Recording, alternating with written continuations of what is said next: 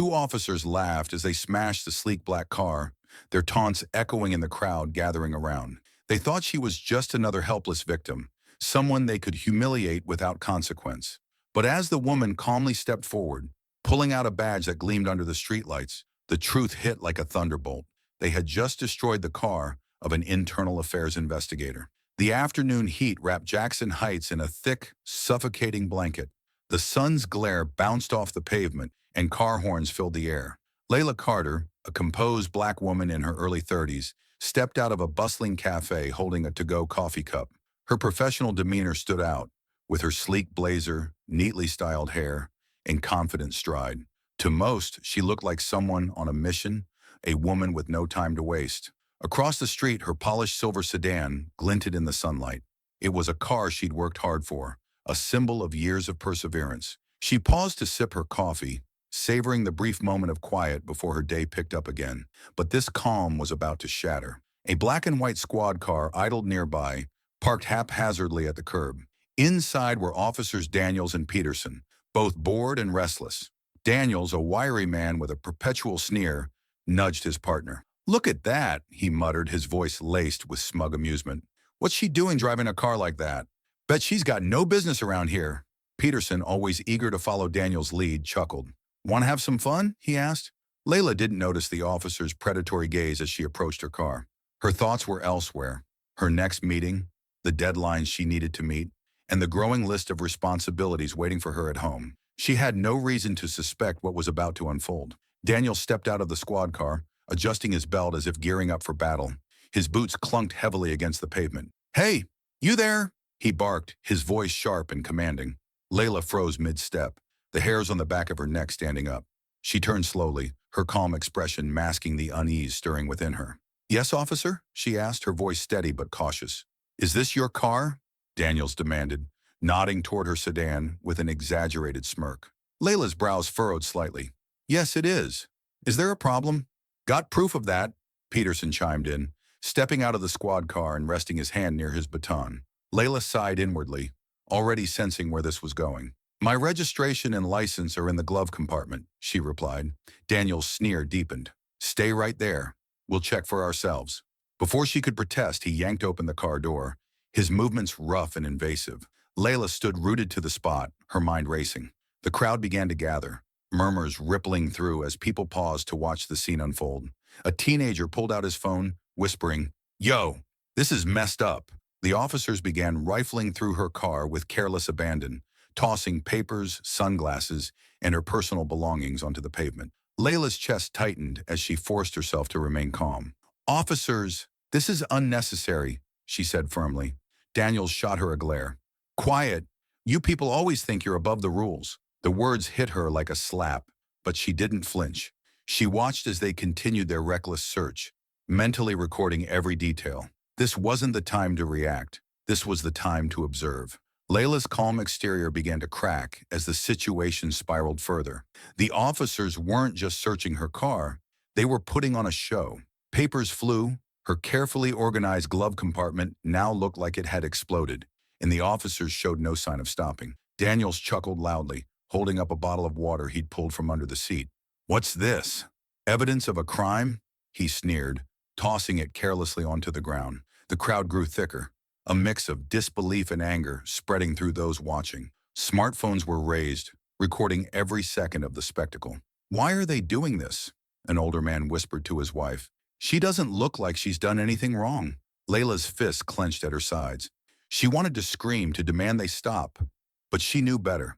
They were looking for a reaction, any excuse to escalate further. Instead, she took a deep breath, her voice measured as she said, "Officers, this is harassment. You're crossing a line." Peterson snorted, barely glancing at her. "Crossing a line? Lady, we're doing our job." But his tone made it clear this wasn't about enforcing the law. It was about power. Then came the breaking point. Daniels, clearly enjoying himself, pulled out his baton. With an exaggerated swing, he smashed the taillight of her car. The sound of shattering glass echoed down the street, followed by gasps from the crowd. "What the hell?" someone shouted. "She didn't do anything." Layla's chest tightened as she watched the shards scatter across the pavement. Her car, her pride, her hard-earned success, was being reduced to rubble in front of her eyes. Peterson followed suit, grabbing a crowbar from their cruiser. He slammed it onto the hood, leaving a massive dent. Laughter erupted from the two officers, their grins wide and smug. "This is outrageous," a woman in the crowd yelled, her voice shaking with anger. "They can't just destroy her car like that." Layla didn't move. Her body was stiff, her jaw tight, but inside her mind was racing. Every swing of the crowbar, every mocking laugh, it wasn't just about her car. It was about humiliation, about reducing her to nothing in front of a crowd. But she wouldn't let them win. Not yet. Daniels turned to her, twirling the baton in his hand like a trophy. "Bet you'll think twice before driving something you don't deserve," he sneered. Layla met his gaze, her expression unreadable. "I hope you're done," she said, her voice steady despite the storm inside her. "Oh, we're done," Peterson chuckled. "For now." He dropped the crowbar with a clang, dusting his hands as if he'd accomplished something grand. The crowd murmured in disbelief, their phones still recording. "This is gonna go viral," a young man said, shaking his head. Layla's sharp eyes scanned the crowd, taking note of every recording phone, every horrified face. She wasn't alone in this, and she knew it. She took a step forward, her voice cutting through the noise. "You're going to regret this," she said quietly but firmly. Daniels laughed, oblivious to the weight of her words. As the officers strutted back to their cruiser, Layla's composure returned. Her car was a wreck, her belongings scattered, but she was far from defeated. Instead, she was calculating, planning. This wasn't over. Not by a long shot. Layla stood perfectly still, her fists clenched tightly at her sides. The sharp crack of the crowbar smashing her car's tail light echoed in her ears, but she didn't flinch. She wanted to scream, to yell, to demand answers. Instead, she stayed rooted in place, letting the chaos unfold around her. Inside, a storm raged, but her face betrayed nothing. This wasn't the time, not yet. She'd learned long ago the power of restraint. Her late brother Malik had taught her that. His words echoed in her mind. "Stay calm, sis. They always show their true colors if you give them the chance." Layla closed her eyes for just a second, pushing back the sharp sting of grief that surfaced every time she thought of him. This wasn't just another case. This was personal. As Daniels smashed the windshield with a sneer and Peterson spray-painted "trash" in bold, mocking letters across her car door, Layla let her fingers brush the edge of her phone in her pocket. She hit record. Every insult, every laugh, every deliberate act of vandalism, it was all being captured. Not just by the growing crowd, but by her unwavering resolve to expose these men for what they truly were. Behind her calm demeanor, memories flooded back. Layla was more than just another civilian. She was an investigator for internal affairs, embedded within the community to observe and document precinct corruption. She'd taken this assignment because of the system that had failed her brother.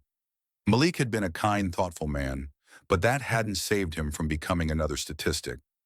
Layla had vowed to ensure no family endured what hers had. But standing here now, as these two officers destroyed her car with smug grins, she felt the weight of the moment pressing down on her. The tension in the air was palpable. The crowd whispered, murmured, and recorded. Phones were held high, capturing every swing of the crowbar, every crack of glass, every spray of paint. Layla knew these recordings would go viral, but her own evidence would seal the case. Daniel strutted like a showman, basking in the attention of the crowd.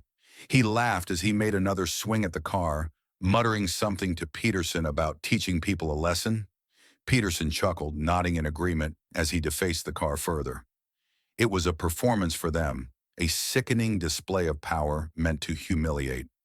Layla wanted to scream at them, to shout that they had no idea who they were dealing with, but she didn't. Instead, she clenched her fists tighter and drew in a slow, steady breath. Let them bury themselves, she thought. She wasn't just watching this unfold. She was collecting evidence. Every moment added another brick to the wall of accountability that would come crashing down on them. Her mind flashed back to the long nights spent poring over reports of police misconduct. Each file told a story of someone who didn't have the power to fight back, of families torn apart and lives ruined. Layla had taken this job to make sure that didn't keep happening. And now here she was, living it firsthand. As Daniels and Peterson continued their rampage, Layla glanced at the crowd. The bystanders were growing braver, their murmurs turning into vocal disapproval. "Stop it!" someone shouted. A teenager yelled, "She didn't do anything!" But the officers ignored them, doubling down on their abuse. Layla's phone buzzed in her pocket, a text from her mother. "Stay safe, my brave girl." The message was short, but it filled her with a renewed sense of purpose. She wasn't just doing this for herself or her brother. She was doing it for her family, for the community, for everyone who'd ever been silenced. The sound of a car door slamming snapped her out of her thoughts. Sergeant Reynolds had arrived, his face twisted in confusion as he surveyed the scene. Layla met his eyes briefly, then turned her attention back to Daniels, who was now kicking the side of her car. "Daniels! Peterson! What's going on here?" Reynolds barked, his voice sharp. "Handling a potential suspect," Daniels replied, his tone laced with sarcasm. Reynolds frowned but didn't press further. Layla's blood boiled at the sight of his indifference. This is why the system is broken, she thought. Finally she spoke, her voice calm but carrying the weight of authority. "Is this how your precinct handles potential suspects? By destroying property and humiliating people in front of a crowd?" Reynolds turned to her, his brow furrowed. "Ma'am, I'd advise you to step aside. We'll handle this." Layla tilted her head, a small, knowing smile creeping onto her face. "Oh, I'm sure you will," she said softly, her hand brushing the badge hidden beneath her blazer. The time for restraint was almost over. Daniels raised his baton once more, a smug grin plastered across his face. With a loud crack, the windshield shattered into a web of jagged lines.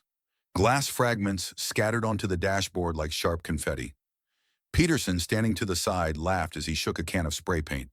With a dramatic flourish, he painted the word "trash" in bold, jagged letters across the car door. The crowd gasped.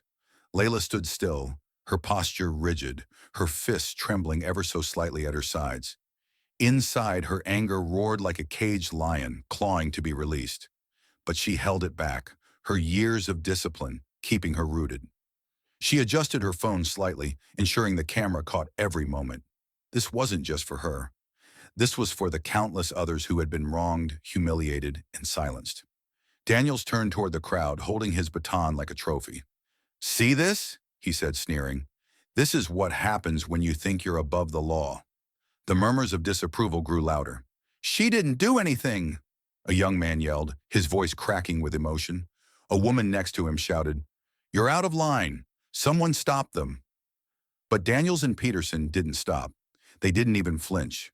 They reveled in the chaos they were creating, basking in the twisted satisfaction of their actions. Layla's heart clenched as she watched Peterson spray another crude insult on the hood of her car. The distant sound of a car engine broke through the tension. A police cruiser pulled up, and out stepped Sergeant Reynolds. He slammed the door shut, his brow furrowed in confusion as he took in the scene before him. The shattered windshield, the vandalized car, the agitated crowd. It was chaos. "Daniels! Peterson! What the hell is going on here?" Reynolds barked, his voice sharp and authoritative. Daniels straightened, twirling the baton in his hand like it was some kind of toy. "Handling a potential suspect, sir," he said casually, as though the destruction around him was completely justified. Reynolds frowned, his eyes narrowing. This is your idea of handling a suspect?" He gestured to the smashed car, the graffiti, the scattered papers from Layla's glove compartment. Layla took a step forward, her calm voice cutting through the commotion. "Sergeant, is this how your officers operate?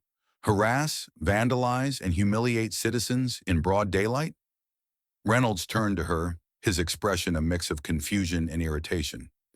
"Ma'am, I suggest you step back. We'll handle this." The crowd erupted in protest. "You're not handling anything," someone shouted. "They're out of control." Layla tilted her head slightly, a small, knowing smile forming on her lips. She crossed her arms and stared directly at Reynolds. "You'll handle this?" "Interesting choice of words, Sergeant." Daniels, clearly emboldened by Reynolds' weak response, took a step closer to Layla. His sneer returned. Listen, lady, you should count yourself lucky we don't. Enough, Layla said, her voice sharp and commanding. The crowd fell silent. Even Daniels froze, his mouth hanging open in shock. She reached into her blazer, her movements slow and deliberate. The tension in the air was thick as she pulled out a sleek leather badge holder. With a flick of her wrist, she opened it, revealing her badge. The letters Internal Affairs Bureau gleamed in the sunlight. The crowd gasped, their phones zooming in to capture the moment. The whispers turned into a roar as people realized who she was. I'm Layla Morgan, she said, her voice steady and unwavering. Investigator for Internal Affairs, and I'm here to evaluate this precinct's conduct. Congratulations, gentlemen. You've just failed. Daniel's face went pale. His grip on the baton slackened, and it clattered to the ground with a hollow thud. Peterson's smirk vanished, replaced by a look of sheer panic. We didn't know, Peterson stammered, his words faltering under the weight of his fear. Layla's eyes burned with intensity as she stepped closer. That's the problem, isn't it? You didn't know. You didn't care.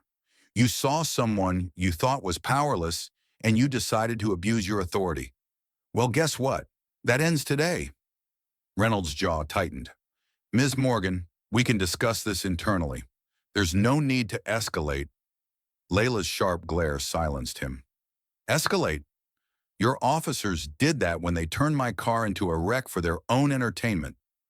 Now you're going to see what accountability looks like. As the weight of her words sank in, the crowd erupted into cheers. Phones captured every second, hashtags began trending, and the story was already spreading like wildfire. Layla stood tall, her badge gleaming, her presence unshakable. The breaking point had arrived, not for her, but for the corrupt system she was about to dismantle. The crowd's cheers were still echoing when Layla took a step forward. She stood in the center of the chaos. Glass shards from her car glittering on the pavement. The word trash scrawled across the hood in angry red letters. Her posture was commanding, unshaken by the destruction around her. Daniels and Peterson froze, their smugness replaced with fear. They exchanged uneasy glances, searching for an escape from the mess they had created. The weight of the crowd's disapproval, the steady rise of hashtags like Number Justice for Layla, and the countless phones capturing their every move made escape impossible. Layla's badge gleamed under the sunlight, drawing gasps from the crowd. Let me make this clear, she said, her voice calm but piercing. I'm not just anyone you can harass or humiliate. I'm Layla Morgan, investigator for the Internal Affairs Bureau. The murmur of the crowd surged like a wave. The people closest to her stepped back in awe, giving her space. Daniel's face turned ashen, his hand trembling as he dropped the crowbar. Peterson's lips moved soundlessly, his eyes darting around as if searching for someone to step in and save him. Layla turned her gaze to Reynolds, who had been silent since her reveal. Sergeant Reynolds, she said, her tone cutting through the murmurs like a blade. This is your precinct. These are your officers.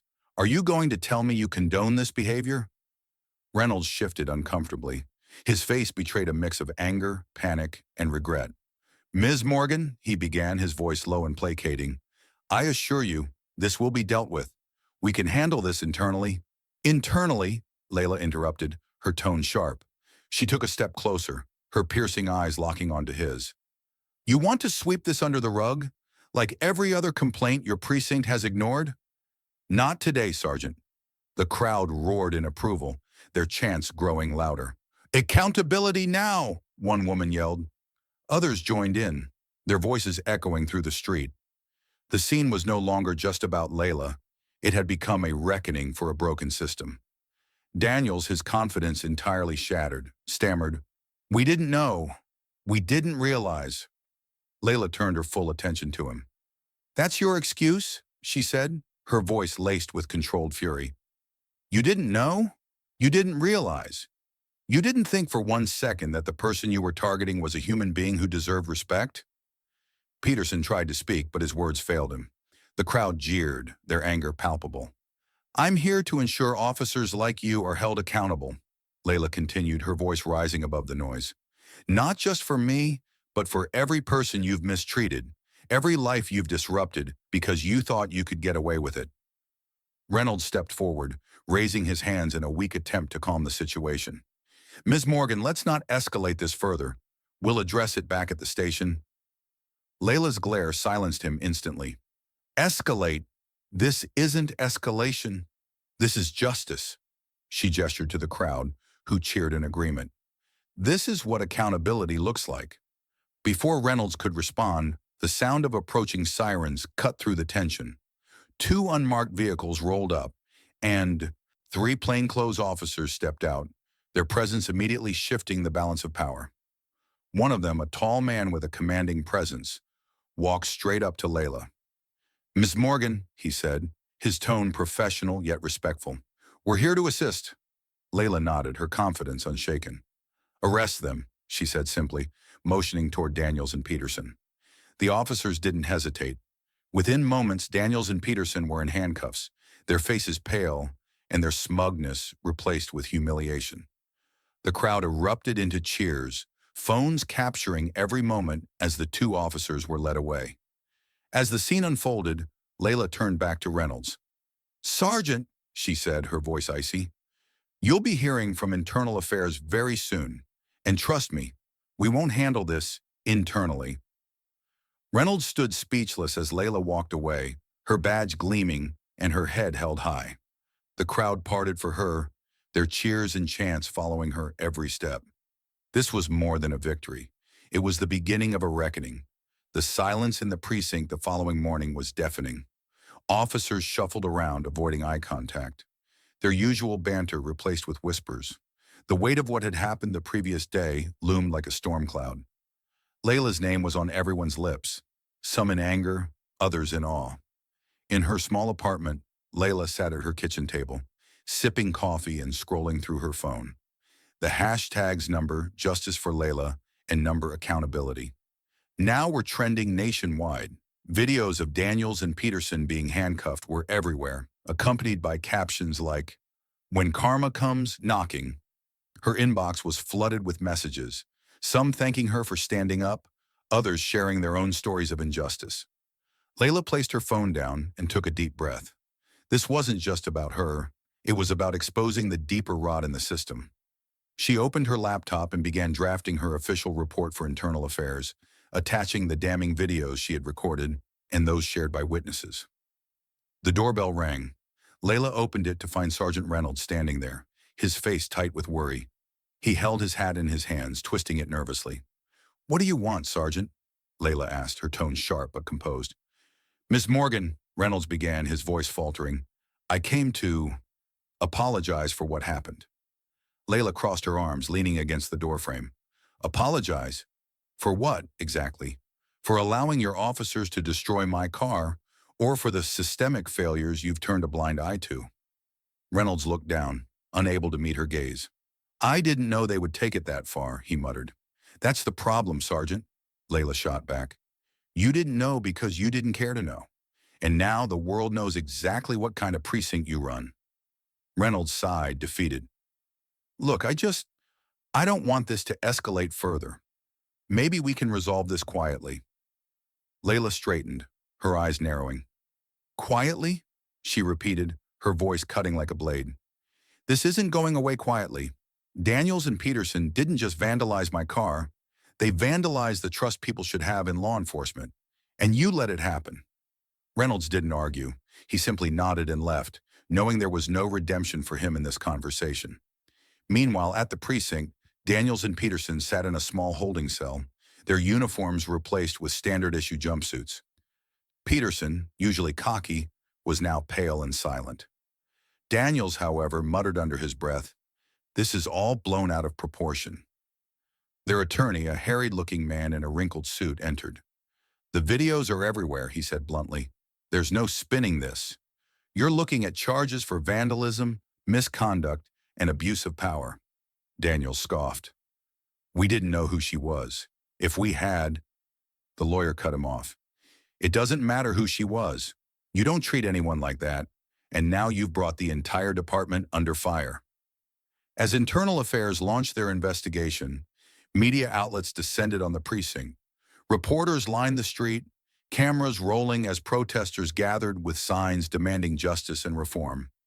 One sign read, "Protect and serve, not harass and destroy." Inside, officers who once idolized Daniels and Peterson now kept their distance. Some quietly voiced support for Layla's actions, while others grumbled about her, making the department look bad. That evening, Layla returned home to find her mother waiting for her. Her mom, a retired nurse with gentle eyes and a firm resolve, embraced her tightly. "I saw the new," her mother said, tears brimming in her eyes. "You've done what so many couldn't. You've stood up to them."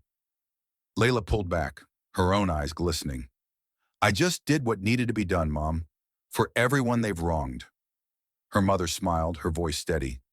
"You've shown them they can't break us, and you've given others the courage to stand too." As the week progressed, the fallout only grew. News outlets published exposés on the precinct's history of misconduct, citing past complaints that had been ignored. Layla's case became the focal point of a national conversation about police accountability. Daniels and Peterson were officially suspended, and Reynolds faced mounting pressure to resign. Protesters outside the precinct demanded a complete overhaul of leadership, their chants echoing through the city. Layla, though exhausted, felt a glimmer of hope. Sitting at her kitchen table once again, she received an email from Internal Affairs. The investigation had expanded beyond just the two officers. Now the entire precinct was under review. She smiled, knowing that this was just the beginning. The investigation into the precinct unfolded like the peeling of an onion, each layer revealing a deeper rot. Internal Affairs worked swiftly, armed with Layla's detailed report and the flood of witness video that had gone viral. What began as a case against two corrupt officers quickly expanded into something much larger.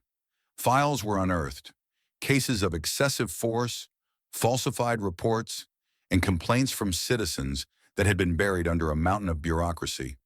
Daniels and Peterson's actions were just the tip of an iceberg that had been quietly eroding trust for years. Headlines screamed of the corruption. Police scandal unfolds in local precinct. Internal Affairs exposes deep-seated misconduct. Layla sat in a stark conference room across from the Internal Affairs lead investigator, a no-nonsense woman named Agent Harris. The air buzzed with tension as Harris laid out the findings. "This isn't just a couple of bad apples," she said, flipping through pages of evidence. "The entire tree is rotten." Layla nodded, her expression grim. "And Reynolds?" Harris sighed, leaning back in her chair. "Complicit. He might not have swung the baton or sprayed the graffiti, but he turned a blind eye. That makes him just as guilty." The precinct was crumbling from within. Officers who had once strutted through the halls with arrogance now walked on eggshells, their heads down as agents combed through every file, every case, every complaint.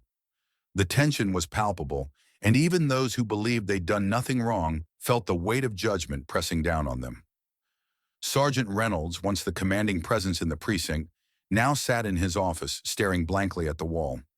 His name was being dragged through the mud in every news outlet, and protesters outside the precinct were demanding his resignation. He had tried to maintain control, but it was clear his time was up.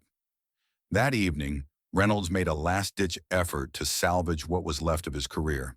He reached out to Layla, requesting a private meeting. Against her better judgment, she agreed, curious about what he could possibly say. The meeting took place in a neutral location, a dimly lit diner far from the media frenzy. Reynolds looked worn down, the once confident sergeant now a shell of his former self. He started with a weak apology, stumbling over his words. I didn't realize how bad things had gotten," he admitted, his voice barely above a whisper. Layla didn't flinch. "You didn't realize because you didn't want to see it," she said coldly. "You let officers like Daniels and Peterson run unchecked.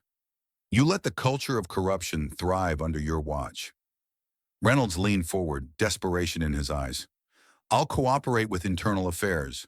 I'll help clean up the precinct. Just don't let this destroy me." Layla's gaze was steady, unyielding. "This isn't about you, Sergeant. It's about the people who were hurt because of your negligence. You don't get to escape accountability." The next day, the fallout reached its peak. Daniels and Peterson were officially terminated, their names splashed across every news channel as examples of abuse of power. Reynolds, facing mounting pressure, announced his resignation, though it was clear he had no choice in the matter. The precinct was placed under temporary leadership, with a mandate for sweeping reforms. Outside, the protests transformed from angry chants to hopeful rallies. Signs that once read, "No justice, no peace," now carried messages like, "Change is coming." Layla stood on the sidelines, watching the crowd with a mix of exhaustion and pride. She had become a symbol of justice, a beacon for those who had lost faith in the system. That evening, as she walked home, a young woman approached her, holding her phone with a trembling hand. "You're Layla Morgan, right?" the woman asked. Layla nodded, unsure of what to expect. The woman's eyes filled with tears. "Thank you," she said simply, "for standing up, for showing us it's possible to fight back." Layla smiled softly, her heart swelling with determination. This wasn't the end. It was just the beginning. Layla Morgan walked into the brightly lit community center, the air buzzing with excitement. The walls, once plain and gray, now displayed vibrant murals painted by local children, scenes of hope, justice, and resilience. The center was packed with families, neighbors, and young activists eager to meet the woman who had inspired them all. A makeshift stage stood at the front of the room, decorated with signs that read, "Know your rights" and "Justice for all." A projector played clips of her viral confrontation with the corrupt officers, interspersed with footage of protests that had swept the city. Layla scanned the room, her heart swelling with a mix of pride and humility. This wasn't just her victory, it belonged to everyone who had dared to speak up. As she stepped onto the stage, the applause was deafening. She raised her hand, signaling for calm, and the room quieted. "I'm not here to talk about the past," she began, her voice steady but full of emotion. "I'm here to talk about the future, about what we can build together." The audience leaned in, captivated by her words. She shared her vision, a city where everyone, regardless of race or status, could feel safe. She announced the launch of a new program, funded by donations and partnerships sparked by her story. The initiative, called Project Justice, would provide free legal resources, educate communities about their rights, and offer support to victims of misconduct. "I want every child in this room to know," Layla said, her gaze sweeping the crowd, "that their voice matters, that they can stand up against injustice and win. Because we did." The cheers that followed were thunderous. A young boy, no older than 10, ran up to the stage holding a handmade sign that read, "Thank you, Ms. Layla." She knelt down to hug him, her eyes misty with gratitude. Outside the center, the world was already changing. The precinct where the corrupt officers had worked was under new leadership, and reforms were underway. Officers underwent mandatory training in de-escalation and bias awareness. A citizen oversight board was established, giving the community a direct voice in holding law enforcement accountable. Even the media played its part. News anchors spoke of Layla's courage, and her story became a case study in police reform. The hashtag number sign, "Justice with Layla," trended for weeks, inspiring similar movements in neighboring cities. She was invited to speak at universities, town halls, and even national conferences. Each time, her message remained the same. Accountability isn't about revenge. It's about creating a system where respect is the rule, not the exception. Meanwhile, Layla's personal life began to bloom. She spent more time with her mother, who beamed with pride at every mention of her daughter in the news. "Your brother would be so proud," she told Layla one evening, holding her hand. Layla nodded, a tear slipping down her cheek. This was for him too. The most poignant moment came months later. At a community event, a group of children unveiled a new mural on the wall of the center. It depicted Layla standing tall, her badge in one hand and a rebuilt car in the background. Above her, bold letters spelled out, "Courage changes everything." Layla stared at the mural, overwhelmed by the symbolism. Her car, once a symbol of destruction and humiliation, now stood as a testament to resilience. She turned to Maya, the young artist behind the mural, and said, "You've captured everything this fight was about." As the sun set over the city, Layla stood outside the center, watching children play and families gather. The air was filled with laughter and hope. She smiled, knowing the fight wasn't over, but feeling certain they were moving in the right direction. Her mother joined her, wrapping an arm around her shoulder. "You've done something incredible, Layla," she said softly. Layla looked out at the vibrant community before her and replied, "We've done something incredible, and we're just getting started."